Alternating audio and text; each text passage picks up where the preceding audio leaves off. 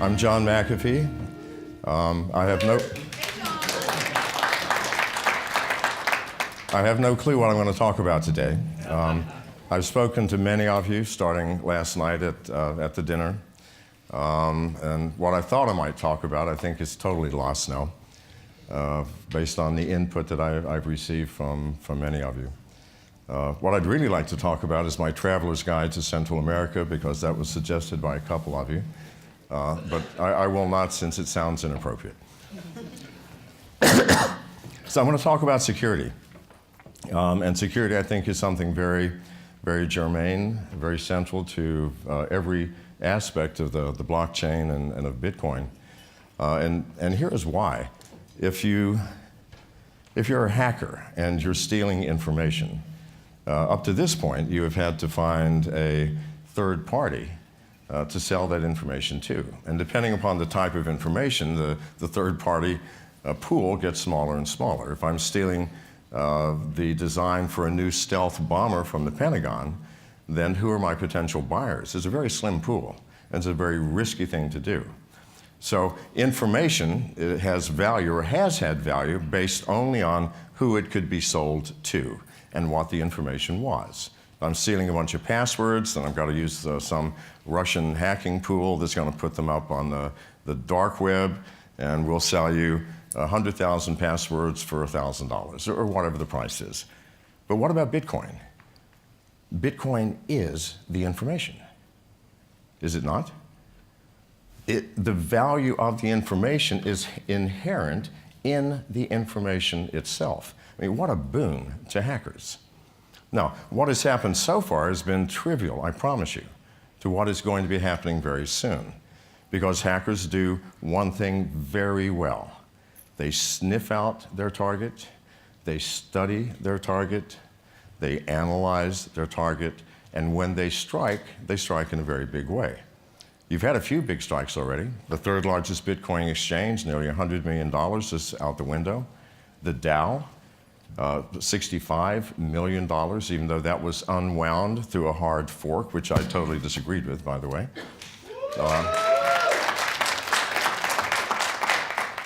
There's some thinkers in the room. I love that. Good. So it's going to get worse and worse and worse. And what we have not seen yet, and that does not mean it has not happened, is we have not seen the individual users' wallets hacked. Now, had it happened, how are we ever going to find out? And we're in an anonymous field now, are we not? It's not like that someone's going, good God, I lost $5,000 in Bitcoins. Where did it go? Well, it could have gone anywhere. We're looking at a number of potential alt currency exchanges for possible acquisition. So I've been spending a lot of time converting Bitcoins to Ethereum and Ethereum to DAO and Steam and you name it. I frequently will lose $3,000 to $4,000 in one night simply because I'm tired. Think about that. No, really.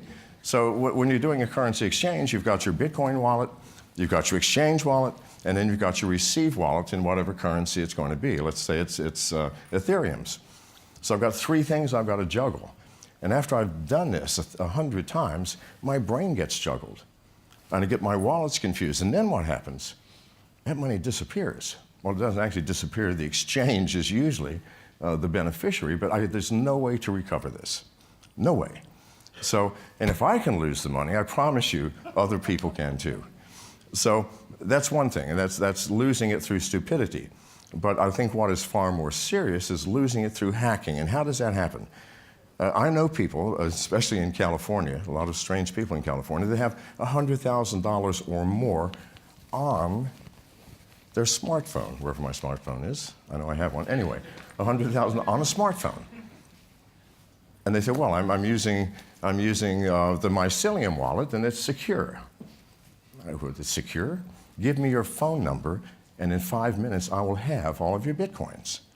Now, you think that's bragging. It is not. How do you do it?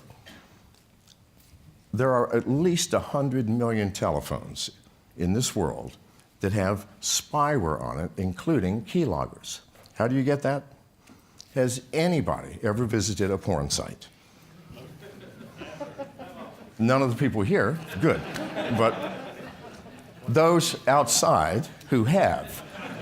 I promise you, I don't care which one you visited, you have a keylogger on your phone. How? If it's an Android, the first thing that happens is when you first do a drive-by of the site, it sets the download authorized applications flag on your phone. The first click, if you happen to see something that might be interested, I think I'd like to watch that, you now have the spyware on your phone.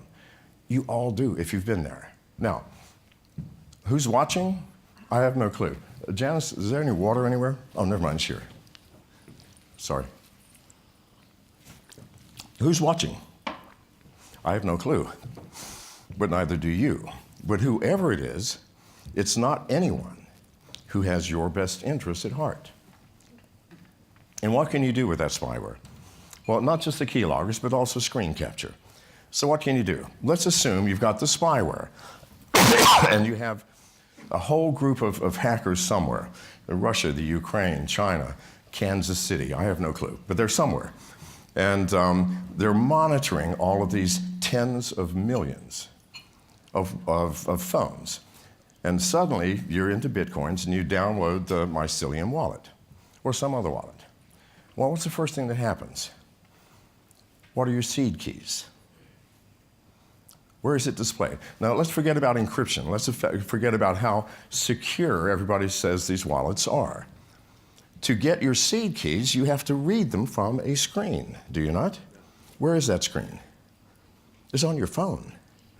Where has that phone been? Maybe to a porn site. All right, so now you have an infected device and someone is watching and they have a piece of software in their keylogger that says, wait for anybody downloading any one of these 25 wallets. As soon as that happens, get ready. As soon as you run it, it'll say, the first screen that comes up will say, do you want your seed keys? Yes, no, whatever. As soon as that click happens, the very next screen is captured. Those are your keys. I now have your keys, if it's me. I'm not saying it's not me or it is me, but whoever it is has your seed keys. What does that give them the power to do? Pardon? Take all of your money. All they have to do is go, yep, I lost my wallet. Here's my seed keys. Will you do it? Oh, good Lord, I have 100 Bitcoins. I forgot that. I want them all now. In fact, convert them to my Ethereum account immediately. And I'm going to convert that to something else. And pretty soon, you can't trace it. You will never find it. And you will never recover it.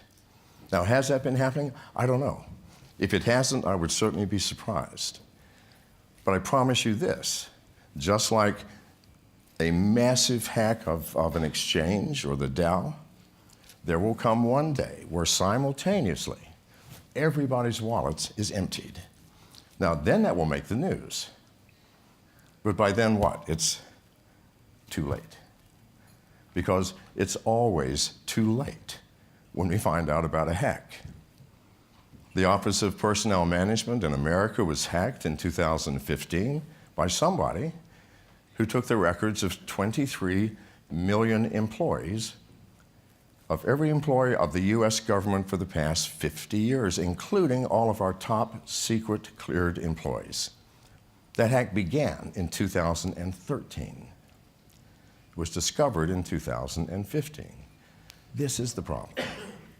And so, why am I even into the Bitcoin arena? Number one, because I see where alt currencies are going. Cryptocurrencies are here to stay. They will not go away. It is Pandora's box, for good or ill. You will not shove this back in the box. It does not matter what governments want to do. And we all know what they want to do. Number one is collect taxes. Well, that's really hard in the Bitcoin arena, isn't it? Very difficult to do. And in some other currencies, even more difficult. But governments will have to bite the bullet eventually because you cannot suppress it. It is like trying to suppress drinking alcohol. No matter how illegal you want to make it, people will drink alcohol or smoke weed or whatever it is they want to do. And now that the box has been opened and we are using it, it will not go away. So it's here to stay, and I know that. And I see that it will become, if not Bitcoin, it will be some alt currency that will become the standard for the world at some point. And I believe that will be at some point in the near future. in its current state, we will have chaos, absolute chaos. Not because we don't understand it or we can't understand the math or it's not adopted properly, no, because there is no security whatsoever. I started a very small mining pool in the state of Washington, right next to a hydroelectric dam, through my company, MGT. It's a very state-of-the-art facility. It's very small. We have 400 S9s currently. We will be upping that many times. So currently we're at about 5 petahash. And why did I do that? Because mining is the record-keeping of Bitcoin. It is the backbone. It is not just the thing which spits out Bitcoins. It is the thing which keeps a tally and lets the math of this process unfold securely. So we have to have mining. Now, Bitcoin miners, you think perhaps you are immune to hacking because you're a miner? No, absolutely not. You might have a competitor. I think there are competitors. And these competitors might like to know exactly what you're doing, exactly how many Bitcoins you're spitting out, when, what magic are you using, and so on. So the first thing I did is we rewrote all of the software, everything. Because what is out there now, I promise you, is the most insecure piece of software I have ever seen. It's got nothing to do with encryption. It's got nothing to do with anonymity. It has to do with a lack of knowledge as to how software interfaces with hardware. And what is hardware? Hardware is your Ethernet connection. It's your printer. And in this day and age, it might even be your refrigerator. And don't laugh at this, because just last week or 2 weeks ago, the DYN was hacked and half of America's internet simply disappeared. Do you know who hacked it? A collection of printers, CCTV cameras, refrigerators, and routers. Why? Because they're now smart and they're connected to the internet. And there is no security for these things. My biggest fear right now is not that someone is going to hack into a mining company or an exchange or whatever and take a few $100 million. My biggest fear is that the people who created the software called Mirai, by the way, M-I-R-A-I, that goes out and finds these things, as soon as it gets in, it shuts down all of the communication, so you can't remove it. The only way to remove it is to reboot the system, and then within a few seconds you're reinfected again. Why? Because every infected system has a log, an entry in a massive database that the hacker maintains, and says, well, for 3 seconds I haven't heard from this refrigerator. Reinfect it. Now, Mirai was used specifically for one purpose, that is DDoS attacks, distributed denial of service. What if someone said, I'm not interested in that. I'm interested in mining Bitcoins. And it doesn't matter that this thing is low power. I have 4.9 billion devices to work with. That's how many were connected to the internet last year. I suspect that number has doubled. Next year it will certainly double. So maybe 10 billion devices. Billion devices. So I don't care about your ASIC processors. You can sit there and process all day long at 5 petahash. I've got 300 billion petahash out there. Why? Because it's a lot of computers. And I've infected them all illegally. And your computer on your refrigerator, which is sending you emails once a week when you're on vacation, the rest of that time, it's mining Bitcoins for me. Excuse me. Now you're laughing at this. But you see how trivial, because this Mirai bot infects at a rate of about 50,000 new devices per day. 50,000. I could own the Bitcoin world by sitting back in my room and paying no money and spending about a week recoding the Mirai bot and then have everybody mining Bitcoins for me. Now, is that illegal? From a Bitcoin standpoint, it's not. Proof of work does not say you had to use a Bitmain machine in a fixed location, paying X cents per kilowatt hour, of being cooled. But no, it doesn't say anything like that. It says proof of work. Did you get the nonce? Here it is. Thank you very much. Well, I'm only getting 10 per second. What's that going to do? It's going to change the economy, isn't it? So this is not pie in the sky, paranoid thinking, although I will not deny being paranoid. It's impossible to be in my field. No, seriously, you can't be a computer security person and not be paranoid. Because what's the first thing I look at? People today, at least 10 people said, look at this new idea. My first thing is not, oh, that's great. My first thing is, I can get in here, and I can get over here, and this doesn't work, and 50 hackers are going to take all your money within 30 seconds. That's the first thing that enters my mind, because that is my job. So anyway, something for you to consider. So what's to be done? In my mining center, we have written our own software. In addition, we have a piece of hardware. As I mentioned, the hack of the Office of Personnel Management started in 2013. It was discovered in 2015. That's typical. You find out about hacks after everything is gone, not when it first starts. The DAO. The gentleman who came up with the clever idea of having recursive subroutines create child DAOs, I mean, that seemed to be pretty legal according to the rules. Nothing happened until after he'd gotten $100 million. It's a little late, don't you think? So that's typical for all hackers. Why? Because hackers get into a system, they don't immediately break into your network and steal all of your money. That's impossible. They first get in. They then have to find out what's connected. And what's connected might be a printer or a refrigerator. And by the way, printers are the most insecure devices and the ones that most hackers use because they're so easy to break into and plant software on. Once I've done that, I've got somebody on the inside. Your printer is monitoring everybody else and telling me what's going on. Think about it, the Internet of Things. So hacks don't happen instantly. They come in, they first find out what's connected, they start sniffing around, they start looking, where's your password file, where's your financial file, where's your R&D file, and so on. It takes months and sometimes years.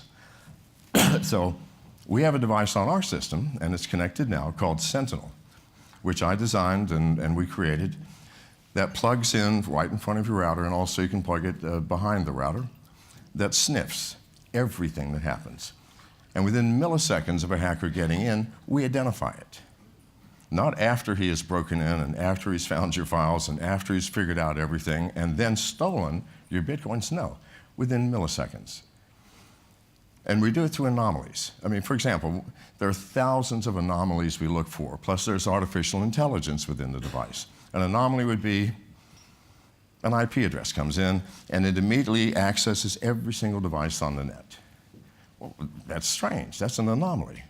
If you're in finance, you're not trying to find out what's happening on the R&D computer. It does not happen. So that's an example of the thousands of anomalies that we look for. When an anomaly happens, we immediately notify whoever, like our IT head. You can do it through a DM or through email or what have you, saying, there's an anomaly here. Based on our analysis, it looks like it might be Bureau 121 in Korea that's done this, okay, which is the Korean National Hacking Group. Or based on our analysis, we don't know, but we do know a hacker is in, within milliseconds. Then you can make a choice. You can shut down port 80 or 223 or whatever he came in on, or you can choose to do nothing but watch. Because I want to know, if it's one of my competitors, which one of you bastards is doing this? So I can then, but I have full control. I can at that point slap honeypots all over the place that will keep you engaged for weeks trying to figure out what's really there. I could call the FBI or the Interpol and say, look, this is happening. I could do any number of things. Or I could just get back to business, shut you down, shut down the port, get your IP address, and make sure that anything else that comes from that area, we're not going to let you in. So you now have control. So you've known about this before anything happens. So that's going to be on our mining pool. And by the way, as we announced last week, we're doing a joint venture with Bitmain, and they'll be using our facility in Washington with our security and our software as a joint venture pool. And in fact, I'm going tomorrow to meet with Jihan Wu and his full team in Miami. We met a few months ago in China when I was speaking in Beijing. So this is what all of you are going to have to be doing. Otherwise, you are opening yourselves up to a nightmare. And people don't realize what a nightmare is. Even the things that you would think have no value. Ashley Madison, a Canadian company, was hacked last year, and 23 or 4 million records of members. And Ashley Madison was a dating site for married people looking to have affairs. Of interest is there's 27 million men and 12,000 women on that site. And thousands of bots that were talking through email and DM with male users thinking they were talking to women. It's a tragic affair. And of those 12,000 women, 9,000 work for Ashley Madison. So, if you're a guy, learn something from that. Anyway, a hacker who happened to be a woman working for Ashley Madison posted all of those records on the internet.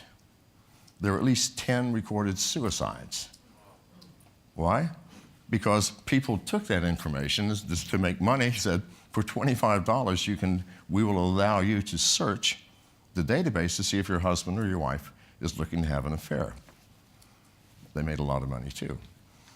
So hacking is something that, and by the way, Ashley Madison no longer exists. It's gone. It was the $3 billion a year company that's no longer here. You don't want to be that.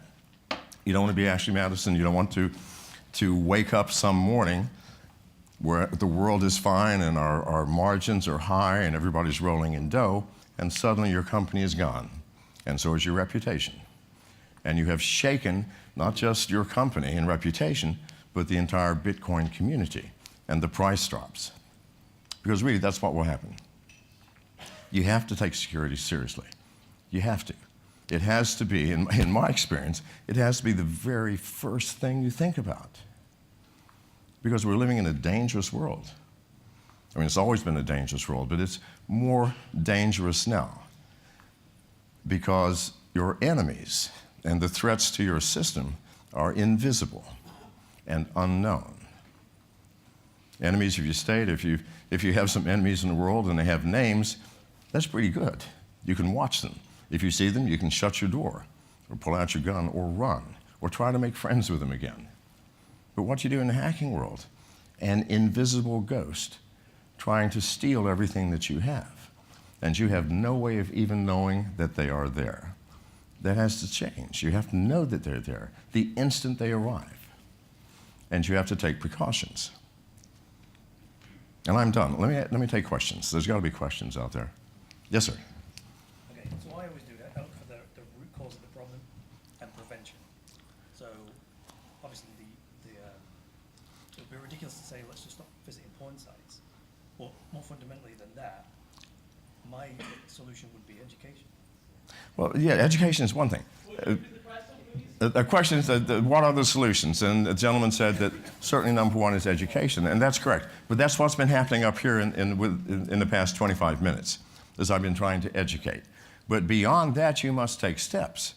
Once you're educated to the fact that you're living in an insecure world and who your enemies may or may not be, you then have to do something. Now, I will make a statement that will be unpleasant and unacceptable to many of you. There will never be a software wallet that is secure. It cannot happen. Never. Not as long as you're using mobile devices. And why is that? Because mobile devices were not designed to secure you. They were not designed to hide your location, your friends, your voice, your image. Were they designed for that? Oh no. They were designed for the opposite. They were designed to spy on you, but not for bad purposes. To know where you are, who your friends are, your contacts, what color shoes you just purchased or sweater. They're designed to turn on the microphone to listen to you so that they can make your life easier, and instead of having to type, you can dictate. They were designed to turn on the camera and the video. I'm sorry, I'm running out of time. Okay, here we go. So no, they are insecure devices designed to spy on you so that people can sell you shit. As long as other people can sell you things through it, they can hack you through those same facilities.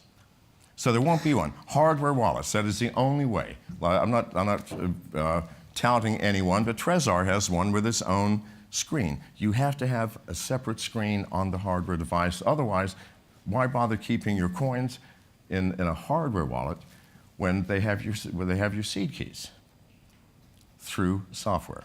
Anyway, my apologies, I ran over time. Sorry.